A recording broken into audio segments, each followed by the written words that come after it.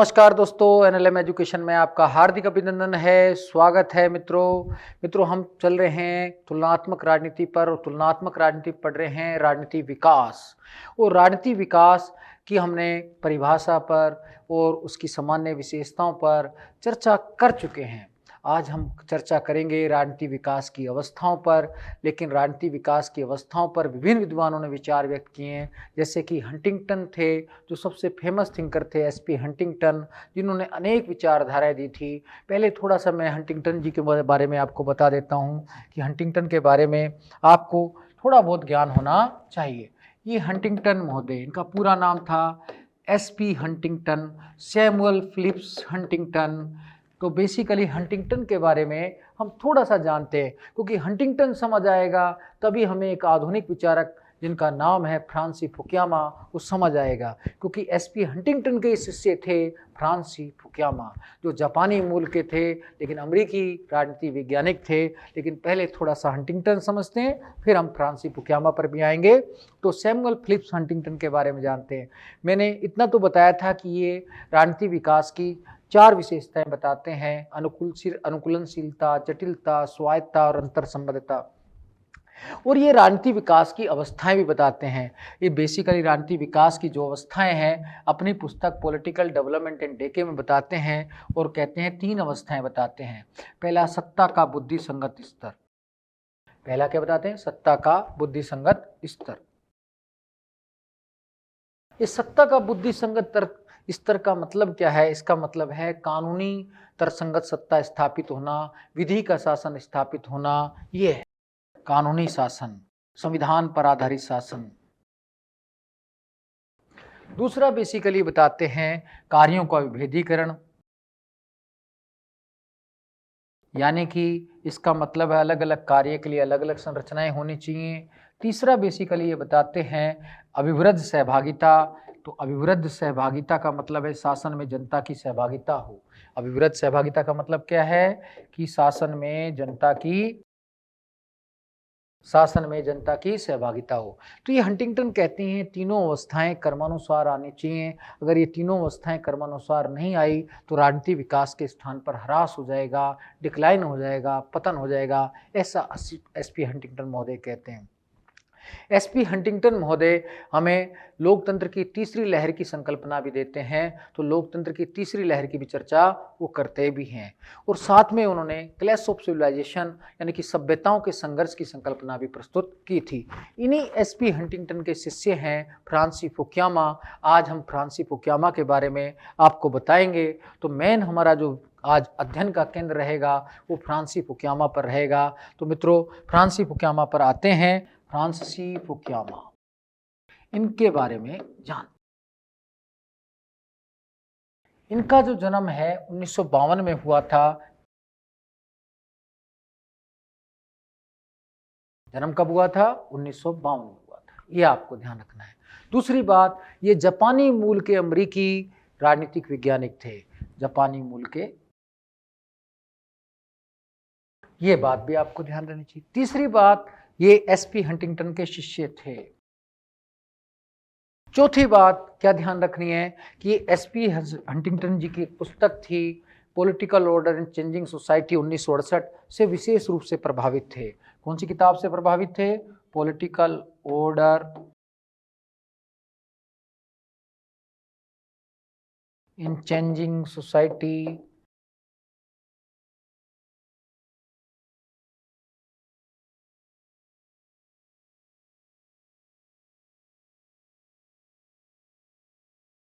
इस पुस्तक से, हंटिंगटन की पुस्तक थी उससे प्रभावित थे। हंटिंगटन महोदय की इस पुस्तक से प्रभावित थे।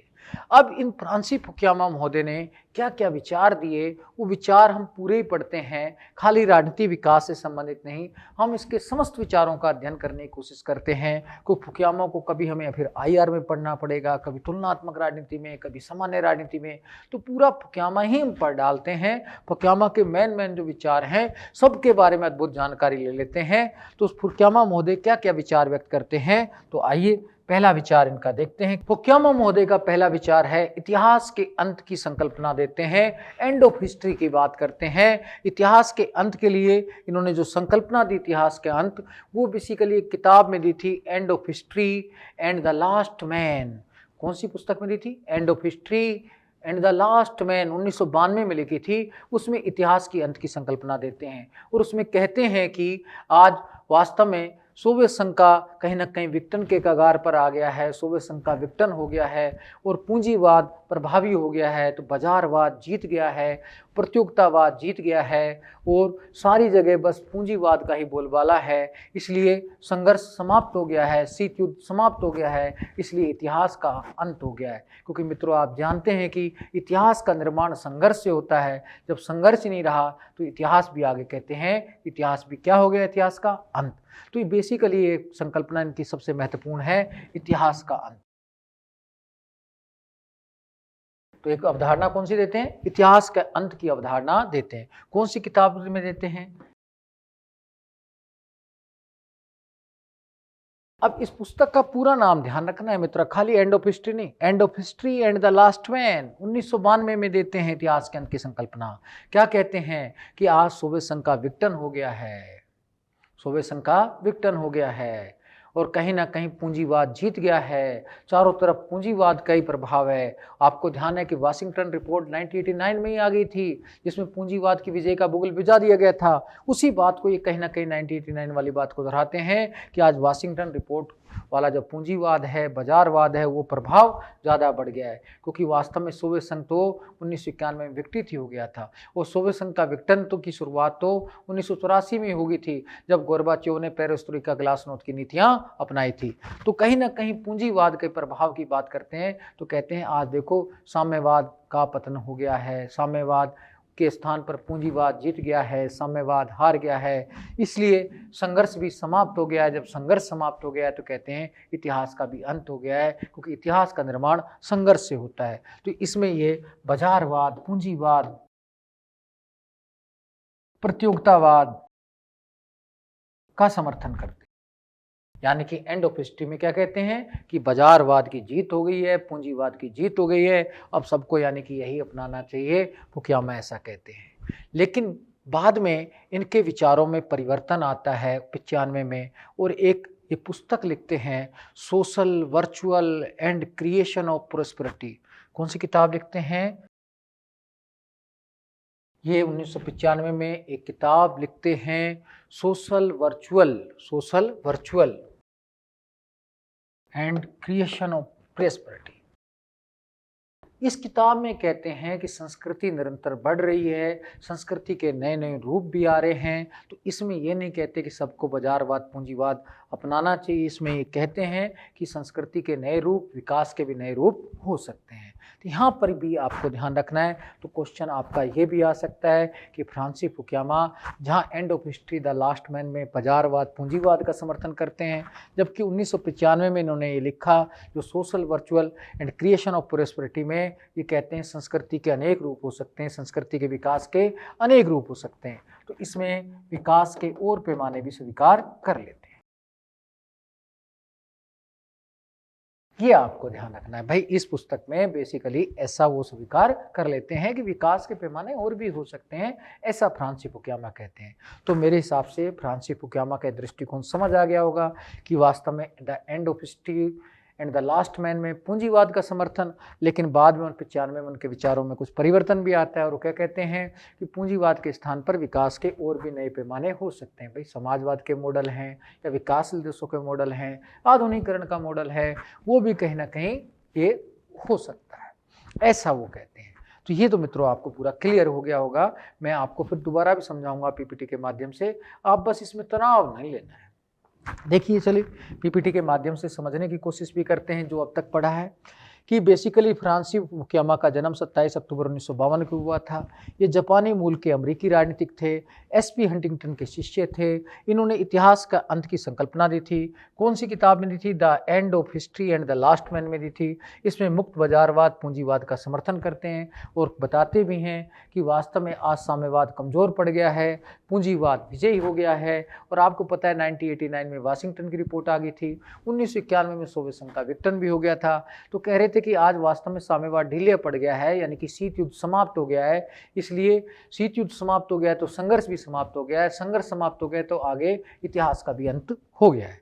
कुल मिला के इस पुस्तक में वो पूंजीवाद, बाजारवाद और प्रतियोगिता अर्थव्यवस्था का समर्थन कर देते हैं। तो कह सकते हैं इनविजिबल हैंड वाली नीति का समर्थन कर देते हैं, हस्तक्षेप की नीति का समर्थन कर देते हैं, पूंजीवाद का समर्थन कर देते हैं, वैश्वीकरण का समर्थन कर देते हैं। तो ये आपको ध्यान में रखना है। लेकिन बाद में जो बुक लिखते हैं social virtual and the creation of prosperity 1995 में, वो अपने विचारों में संशोधन करते हैं और कहते हैं संस्कृति के विकास के अनेक पैमाने हो सकते हैं, चाहे आधुनिकीकरण भी हो सकता है, कोई लोकतांत्रिक समाजवादी मॉडल भी हो सकता है। तो उसमें अपने विचारों में परिवर्तन भी बाद में कर लेते हैं। लेकिन बाद में मैं किताब लिखी थी तो आपको ये दोनों बातें ध्यान रखनी है मित्रों। तो आपको ये समझ आया होगा। मैं ये मानता हूँ कि फुकुयामा टिपिकल नहीं है, लेकिन हम लोग पढ़ते नहीं है इसलिए टिपिकल लगता है। इसके बाद इनके अगले विचार हम देखने की कोशिश करते हैं मित्रों। फुकुयामा के नवरूढ़िवादी संबंधी विचार। भाई नवरूढ़िवाद संबंधी विचार क्या हैं? अब नवरूढ़िवाद क्या है वो भी आपको ध्यान रखना है। भाई सिंपल रूढ़िवाद, जो परंपरागत रूढ़िवाद था, तो उससे एडमंड बर्क जैसे, डेविड ह्यूम जैसे विचारक जुड़े थे, जो रीति रिवाज परंपराओं पर बल देते थे। लेकिन जो नव रूढ़िवाद है इसमें भी बेसिकली संस्कृति को थोड़ा उग्र रूप से अपनाने की बात करते हैं, विशेषकर प्रजातिवाद का सहारा लेते हैं। अमेरिका में इसका उदय माना जाता है, तो कहते हैं रीगनवाद से उदय हुआ। रीगनवाद ने अमेरिकन प्रजाति सर्वोच्चता पर कहीं ना कहीं बल दिया और कहीं ना कहीं श्वेतवाद को बनाने की आवश्यकता पर ध्यान दिया। तो रीगनवाद से ये प्रभावित थे। कौन? बेसिकली फ्रांसीसी फुकुयामा। तो कहीं ना कहीं नवरूढ़िवाद का समर्थन भी करते हैं, लेकिन ये बाद में नवरूढ़िवाद से अपने आप को अलग कर लेते हैं और 2008 में तो बराक ओबामा के चुनाव का भी ये समर्थन करते हैं, बराक ओबामा का समर्थन करते हैं और ये प्रजातिवाद और ये नवरूढ़िवाद जैसी प्रथाओं से अपने आप को अलग कर लेते हैं। तो आपको ये भी ध्यान रखना है कि नवरूढ़िवाद बेसिकली कि रूढ़िवाद का एक नया रूप है जिसमें प्रजातिवाद और संस्कृति की सर्वोच्चता पर बल दिया जाता है। अमेरिका में रीगनवाद के साथ इसका प्रभाव बढ़ता है। डोनाल्ड ट्रंप ने भी ऐसी नीतियां अपनाई थी जिससे नव रूढ़िवाद को बढ़ावा मिले। कहीं ना कहीं भाई स्वेज संस्कृति, अमेरिकन संस्कृति की सर्वोच्चता, आप दूसरी संस्कृति को ना अपनाएं, ये वाली स्थिति जो है वो आपको ध्यान में रखना है। तो ये नव रूढ़िवाद प्रारंभ में थे, लेकिन बाद में नव रूढ़िवाद से अपने आप को अलग कर लेते हैं और 2008 में तो ये बराक ओबामा का समर्थन करते हैं, जो बेसिकली प्रजातिवाद में आस्था नहीं रखते थे। तो आपको ये छोटी छोटी बातें आपको ध्यान में रखनी है। अब इसके बाद इनके तीसरे जो विचार हैं वो ध्यान रखने हैं, वो हैं राजनीति विकास संबंधी विचार। तो चलो मित्रों, अब राजनीति विकास संबंधी विचार भी इनके देखते हैं। राजनीति विकास संबंधी विचार, मैंने आपको बताया इनके जो राजनीति विकास संबंधी विचार हैं वो एसपी हंटिंगटन से प्रभावित हैं और ये एसपी हंटिंगटन के शिष्य थे। एसपी हंटिंगटन की जो पुस्तक थी political order in changing society 1968, उससे इनके प्रभावित थे। तो किससे प्रभावित थे? हंटिंगटन की पुस्तक कौन सी थी? Political order in changing society से प्रभावित थे।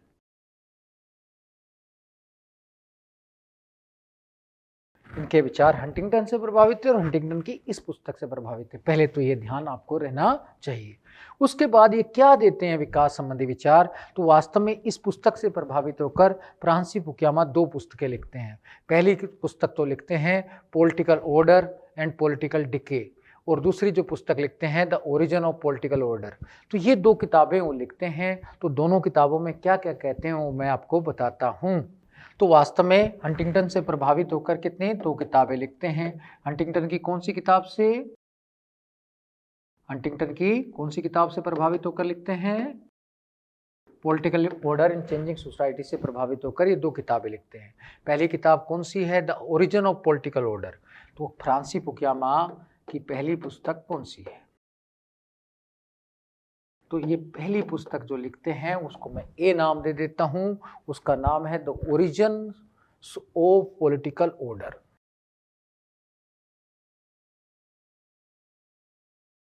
ये कब लिखते हैं? 2011 में लिखते हैं। ये बात आपको समझ आनी चाहिए। कौन सी किताब लिखते हैं? The origin of political order. अब इस किताब में क्या क्या बातें करते हैं, ये किताब आपको थोड़ा सा ध्यान रखनी है। इसमें मानव के प्रारंभिक विकास से यानी कि प्रागैतिहासिक काल से लेकर फ्रांसीसी क्रांति 1789 तक के इतिहास की, विकास की चर्चा करते हैं कि भाई प्रागैतिहासिक काल से मानव का विकास क्या रहा, मानव के प्रारंभिक जीवन से फ्रांसीसी क्रांति तक की चर्चा कर देते हैं। फिर साथ में बेसिकली ये राजनीति विकास के 3 तत्व बताते हैं। कौन कौन से तत्व बताते हैं? पहला बताते हैं राजनीति विकास का घटक, 3 घटक या तत्व। पहला तत्व है राज्य निर्माण या राष्ट्र निर्माण। दूसरा तत्व बताते हैं विधि का शासन। तो ये 3 तत्व बताते हैं, पहला राज्य निर्माण, दूसरा विधि का शासन, तीसरा उत्तरदायी शासन। तो इस प्रकार से फ्रांसीसी फुकियामा ने राजनीति विकास के 3 तत्व बताए, राज्य निर्माण, विधि का शासन, उत्तरदायी शासन। ये आपको ध्यान में रहना चाहिए। अगर ये भी याद नहीं रहता तो मित्रों फिर गड़बड़ हो जाने हैं। तो राज्य निर्माण का मतलब जानते हैं कि राज्य निर्माण, राष्ट्र निर्माण, बेसिकली दोनों अवधारणाएं जुड़ी हुई हैं। राज्य निर्माण का मतलब है संप्रभुता सुनिश्चित होना और राष्ट्र निर्माण का मतलब है हम की भावना, मनोवैज्ञानिक एकता। विधि का शासन का मतलब विधि पर आधारित शासन होना, संवैधानिक शासन। उत्तरदायी शासन का मतलब है कि जनता के प्रति उत्तरदायी शासन। तो बेसिकली ये 3 विशेषताएं बताते हैं या 3 घटक बताते हैं राजनीतिक विकास के फ्रांसीसी फुकियामा महोदय। तो ये आपको ध्यान में रखना चाहिए कि भाई इन्होंने 3 बताए। फिर आगे क्या कहते हैं फ्रांसीसी फुकियामा, ये भी ध्यान देना चाहिए। वो कहते हैं तीनों घटकों में संतुलन होना चाहिए। क्या होना चाहिए? संतुलन होना चाहिए। इन तीनों घटकों में संतुलन होना बहुत आवश्यक है, ऐसा बेसिकली कहते हैं। फिर आगे और क्या कहते हैं? कहते हैं बेसिकली इसी 3 घटकों के आधार पर ये चीन, भारत, इस्लामिक देश और यूरोप के संदर्भ में उन विकास का अध्ययन भी करते हैं। किस किस का अध्ययन करते हैं?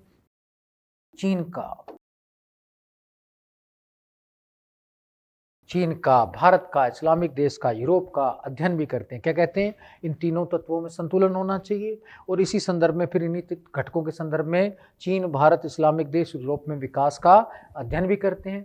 फिर एक बात और कहते हैं जो सबसे इंपॉर्टेंट बात कहते हैं कि विकास के लिए सबसे महत्वपूर्ण है स्थिर राज्य, कि राज्य में स्थिरता होनी चाहिए, क्रांति व्रांति नहीं, बार बार तख्ता पलट जैसी कार्रवाई नहीं होनी चाहिए। राज्य वही विकास कर सकता है जहां स्थिरता हो, भाई निश्चित शासन प्रणाली हो, लोकतंत्र है तो लोकतंत्र कायम रहे। अब बार बार तख्ता पलट या सैनिक शासन ये नहीं होना चाहिए। तो स्थिरता को सबसे अधिक महत्वपूर्ण मान लेते हैं फ्रांसीसी फुकियामा। तो कहते हैं कि स्थिर राज्य होना विकास के लिए सबसे महत्वपूर्ण है। स्थिर राज्य विकास के लिए सबसे अधिक महत्वपूर्ण मान लेते हैं। ये आपको ध्यान में रहना चाहिए, तभी आपका कहीं ना कहीं विकास हो सकता है, तो आपको समझ भी आ सकता है। तो मैं पहले आपको इतना पीपीटी के माध्यम से भी एक बार समझा देता हूँ। बेसिकली नवरूढ़ीवाद को भी समझा देता हूँ कि बेसिकली नवरूढ़ीवाद का समर्थन करते हैं तो रीगनवाद का पहले समर्थन करते हैं, लेकिन बाद में नवरूढ़ीवाद से अलग होकर विल्सनियनवाद का, यानी कि विल्सन, जो वुड्रो विल्सन थे उसकी नीति का समर्थन करते हैं। वुड्रो विल्सन आप जानते हैं कि अमेरिका के राष्ट्रपति रहे थे और जिन्होंने नैतिकता पर बल दिया था। संयुक्त राष्ट्र संघ की स्थापना में इनका योगदान है। ये 14 सूत्र नैतिकता के देते भी हैं जो शांति पर आधारित हैं, तो इसके साथ जुड़ गए थे। और इन्होंने बराक ओबामा का भी 2008 के चुनाव में समर्थन किया था, ये भी आपको ध्यान रखना है। एक बात और ध्यान रखना कि इरविंग क्रिस्टल भी नवरूढ़ीवादी थे। तो अमेरिका में माना जाता है इरविंग क्रिस्टल को, कभी पूछे भाई एक नवरूढ़ीवादी और बता दो तो इरविंग क्रिस्टल, भाई रीगन का नाम तो आ गया, फिर डोनाल्ड ट्रंप का भी मैंने नाम बता दिया, आप इरविंग क्रिस्टल को भी याद कर लेना, ये भी नवरूढ़ीवादी थे। लेकिन जो फ्रांसीसी फुकियामा थे ये तो पहले तो नवरूढ़ीवाद का समर्थन करते हैं, लेकिन बाद में क्या हो जाते हैं? अलग। तो ये तो आपको पता रहना चाहिए। इसके बाद मित्रों चलते हैं कि उनके राजनीतिक विकास संबंधी विचार क्या हैं। मैंने बताया था आपको कि हंटिंगटन के शिष्य थे और हंटिंगटन की पुस्तक political order in changing societies 1968 से प्रभावित होते हैं और 2 किताबें लिखते हैं, जिस अभी मैंने आपको पहली किताब के बारे में बताया है, the origins of political order 2011। इसमें वो मानव के प्रारंभ से लेकर फ्रांसीसी क्रांति की चर्चा करते हैं और इस पुस्तक में वो राजनीतिक विकास के 3 घटक बताते हैं, राज्य निर्माण, विधि का शासन और उत्तरदायी शासन। फिर बेसिकली कहते हैं इन तीनों शासन, जो तीनों तत्व हैं, इनमें संतुलन होना चाहिए। क्या होना चाहिए? संतुलन होना चाहिए। क्या होना चाहिए? संतुलन। फिर इसी संदर्भ में वो बेसिकली क्या करते हैं कि चीन का, भारत का, इस्लामिक देशों का, यूरोप का अध्ययन भी करते हैं और स्थिर राज्य को महत्वपूर्ण मानते हैं। वो भी आप ये देखिए लिखा भी है, आप पीपीटी के माध्यम से भी आपको देख सकते हैं। इन 3 घटकों में वो संतुलन व्यवस्था के लिए आवश्यक मानते हैं और इन घटकों को ऐतिहासिक क्रम में चीन, भारत, इस्लामिक देश और यूरोप के संदर्भ में तुलना करते हैं। फुकुयामा स्थिर राज्य को ही विकसित राज्य मानते हैं या महत्वपूर्ण मानते हैं। ये बात मैंने आपको बता दी। अब इनकी दूसरी किताब के बारे में भी जो विकास से संबंधित है वो भी देखते हैं। इनकी दूसरी जो किताब है विकास से संबंधित, वो किताब है political order and political decay, जो 2014 में लिखी। तो इनकी विकास से संबंधित दूसरी पुस्तक कौन सी है? फ्रांसिस फुकुयामा की। पहली पुस्तक तो मैंने बताई थी the origin of political order, जो 2011 में लिखी। दूसरी किताब कौन सी है? Political order and political decay. तो ये किताब 2014 में लिखी है। तो ये किताब बहुत ही इंपॉर्टेंट है मित्रों, ये आपको ध्यान रखना है। अब इस पुस्तक में क्या कहते हैं वो ध्यान रखना है। पहले तो मैं सिंपल बता देता हूँ। इसमें औद्योगिकरण से लेकर वैश्वीकरण तक के सभी मुद्दों पर प्रकाश डालते हैं, यानी कि लोकतंत्र के विकास पर प्रकाश डालते हैं। और इसमें राजनीति विकास और राजनीति विकास के साथ ह्रास पर भी चर्चा करते हैं। इसी पुस्तक में वो विकास के 6 आयाम भी बताते हैं। विकास के कितने आयाम बताते हैं? 6 आयाम। वो कौन से हैं मैं अभी आपको बताऊंगा। अभी इसी पुस्तक में वो अरब बसंत क्रांति, अमेरिकी वित्तीय संकट, तुर्की ब्राजील में विरोध, इनकी भी चर्चा करते हैं। तो आप जानते हैं कि अमेरिका में 2008 से 13 तक कहीं ना कहीं संकट के दौर रहे थे, उसकी भी चर्चा करते हैं। अरब बसंत क्रांति की भी चर्चा करते हैं। अरब बसंत क्रांति जो बेसिकली जिसकी शुरुआत 2010 में ट्यूनिसिया में हुई थी, जिसे चमेली क्रांति के नाम से भी जानते हैं। इस क्रांति का मेनली था कि जितने भी वास्तव में इस्लामिक देश थे, तो वहाँ पर चाहे उत्तरी अफ्रीका से संबंधित हों, चाहे पश्चिमी एशिया से संबंधित हों, तो वहाँ पर रूढ़िवाद का, धर्म का बोलबाला था, अंधविश्वास का बोलबाला था। जैसे ही वहाँ पर आधुनिकीकरण हुआ, संचार क्रांति हुई, तो वहाँ भी लोकतंत्र के प्रति चेतना जागृत हुई, लोगों ने अधिकारों की मांग की और इसी संदर्भ में वहाँ क्रांतियों का दौर चला, जिसे एक नाम देते हैं इतिहास में अरब बसंत क्रांति, जिसकी शुरुआत 2010 में सबसे पहले ट्यूनिसिया में हुई, फिर मिस्र में, फिर लीबिया, सीरिया, सूडान, मोरक्को, विभिन्न देशों में 2021 तक ये स्थिरता चल रही है। ये क्रांति का दौर चल रहा है, क्रांति का दौर चल रहा है। तो ये अरब बसंत क्रांति की भी चर्चा करते हैं, ये आपको ध्यान रखना। तो अरब बसंत क्रांति के बारे में मैं बता भी देता हूं आपको। अरब बसंत क्रांति की शुरुआत 2010 में ट्यूनिसिया से हुई थी। इसे चमेली क्रांति भी कहते हैं, क्योंकि वहाँ ट्यूनिसिया का जो राष्ट्रीय पुष्प था चमेली था। इस अरब बसंत क्रांति शब्द का सर्वप्रथम प्रयोग मार्क लिंच ने किया था। किसने किया था? मार्क लिंच ने। ट्यूनिसिया के बाद मिस्र, Libya, Yemen, Syria, Bahrain, Kuwait, Lebanon, Oman, Jordan, Saudi Arab आदि देशों में इसका प्रभाव 2021 तक देखा जा सकता है अरब बसंत क्रांति का। तो ये आपको ध्यान में रहना चाहिए। ये सारी बातें मित्रों आपको पता रहनी चाहिए, तो इसमें आप तनाव नहीं लेंगे, इतना आपको पता रहना चाहिए। तो जब आप ये सारी बातें जान जाएंगे तो आपको इसमें इतनी ज़्यादा परेशानी की होने की ज़रूरत नहीं है। अब ये विकास के 6 आयाम क्या बताते हैं वो भी हम चर्चा करते हैं। तो बेसिकली अगला पॉइंट है फुकुयामा का, जो ये विकास के 6 आयाम कौन कौन से बताते हैं वो आपको ध्यान रखना चाहिए। विकास के 6 आयाम फ्रांसिस फुकुयामा क्या क्या बताते हैं? विकास के 6 आयाम। तो बेसिकली फ्रांसिस फुकुयामा जो 2014 में अपनी पुस्तक लिखते हैं political order and political decay, कौन सी किताब लिखते हैं? Political order and political decay. कब की है? 2014 की। इसी में विकास के 6 आयाम की चर्चा करते हैं। विकास के 6 तत्व बताते हैं, आयाम बताते हैं। 3 तो वही जो 3 घटक हैं। पहला है राज्य निर्माण, दूसरा है विधि का शासन,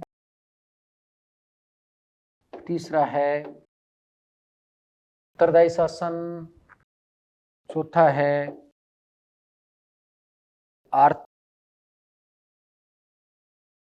वृद्धि। चौथा कौन सा है? आर्थिक वृद्धि, यह भी ध्यान रखना है। पांचवा है सामाजिक गतिशीलता। छठा और मित्रों ध्यान रखना है वो है वैधता। इस प्रकार हंटिंगटन अपनी पुस्तक political order and political decay में विकास के 6 आयाम बताते हैं: राज्य निर्माण, विधि का शासन, उत्तरदायी शासन, आर्थिक वृद्धि, सामाजिक गतिशीलता और वैधता। ये 6 आयाम आपको ध्यान रहने चाहिए और 6 के 6 याद भी रहने चाहिए, तभी आपका विकास कहीं ना कहीं ढंग से होगा। मित्रों, इसको भी 6 आयामों को कहते हैं, तो मैं पीपीटी के माध्यम से दोबारा समझा देता हूँ। तो देखो, विकास के 6 आयाम फुकुयामा क्या क्या बताते हैं: राज्य निर्माण, विधि का शासन, उत्तरदायी शासन, आर्थिक वृद्धि, सामाजिक गतिशीलता और वैधता। अब आपको थोड़ा और स्पष्टता से दिखाई दे रहा होगा, तो शांति के साथ आप दोबारा से देख लीजिए, स्क्रीनशॉट ले लीजिए, कैसे भी कीजिए, लेकिन इसको याद कर लीजिए। अगला क्या है वो हम देखते हैं। बेसिकली वो ह्रास की भी चर्चा करते हैं इसी पुस्तक में। भाई ह्रास के क्या क्या कारण रहते हैं? भाई राजनीति विकास तो है ही, तो ह्रास भी बिल्कुल हंटिंगटन की तरह। क्वेश्चन सबसे पहला यही बनता है, ऐसे कौन से 2 विद्वान हैं जो राजनीति विकास के साथ ह्रास की चर्चा करते हैं? तो ये गुरु शिष्य ही हैं। हंटिंगटन भी राजनीति विकास के साथ ह्रास की चर्चा करते हैं और फ्रांसिस फुकुयामा भी राजनीति विकास के साथ ह्रास की चर्चा करते हैं।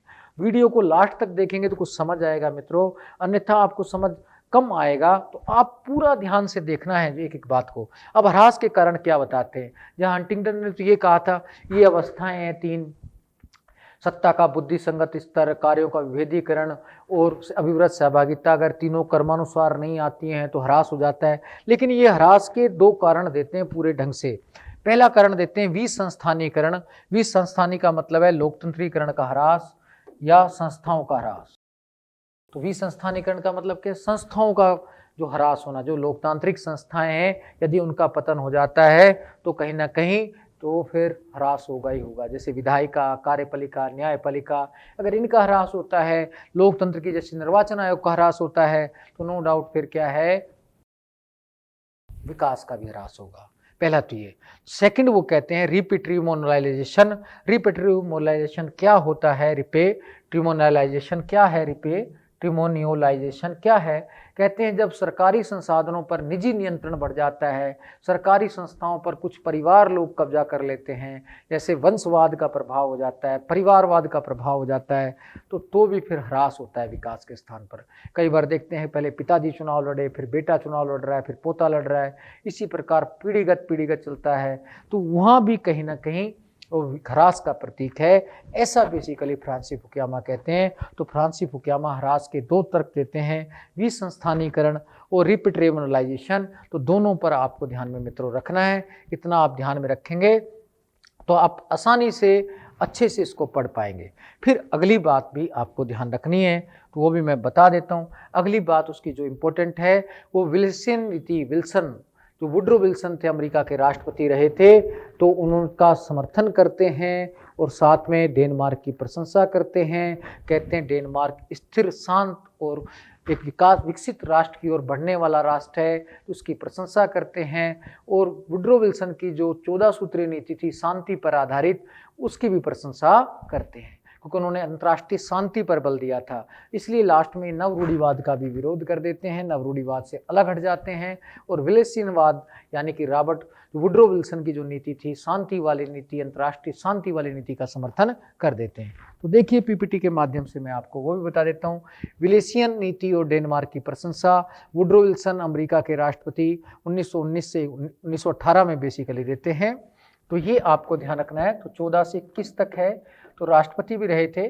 तो 1918 में 14 सूत्र का समर्थन करते हैं, 14 सूत्रीय नीति का, जिसे क्या विलेसियनवाद कहते हैं। 14 सूत्रीय नीति में इन्होंने बेसिकली रॉबर्ट वुड्रो विल्सन ने अंतर्राष्ट्रीय शांति पर बल दिया था। इन वुड्रो विल्सन को लोक प्रशासन का जनक भी कहते हैं। तो 14 सूत्रीय नीति का समर्थन किया था। राष्ट्रसंघ की स्थापना में इन्हीं 14 सूत्रों के आधार पर इन्होंने महत्वपूर्ण भूमिका निभाई थी। वो फिर डेनमार्क की प्रशंसा करते हैं, कहते हैं डेनमार्क स्थिर, शांत और ईमानदार समावेशी समाज है। कैसा समाज है डेनमार्क? स्थिर, शांत, ईमानदार और समावेशी समाज है। तो ये भी क्वेश्चन ध्यान रखना कि वो डेनमार्क राष्ट्र की प्रशंसा करते हैं। तो अंततः विलेसियन नीति और डेनमार्क की प्रशंसा के माध्यम से हमें पता चलता है कि बेसिकली कि जो फ्रांसिस फुकुयामा हैं अपने अंतिम विचारों में वो उदार अंतर्राष्ट्रवाद का समर्थन करते हैं, अंततः पश्चिमी लोकतंत्र का समर्थन करते हैं, उदार नीति का समर्थन करते हैं। तो कहते हैं राष्ट्रवाद में, अंतर्राष्ट्रवाद में या वैश्वीकरण में या अंतर्राष्ट्रीय राजनीति में कठोरता नहीं होनी चाहिए, उदारता होनी चाहिए, राष्ट्रों के बीच में सहयोग होना चाहिए, शांति पर आधारित नीति पर ध्यान देना चाहिए। तो इस प्रकार मित्रों, आज आपने फ्रांसीस फुकुयामा और राजनीति विकास और फ्रांसीस फुकुयामा के विभिन्न विचारों को पढ़ा। तो इनको बार बार आप पढ़ते रहिए, ऐसा पढ़िए कि कोई भी क्वेश्चन आए तो आपका बाकी ना रहे। और मैं फिर आपसे नेक्स्ट वीडियो में मिलेंगे। इसी के साथ मैं आपसे विदाई चाहता हूँ। धन्यवाद। जय हिंद, जय भारत।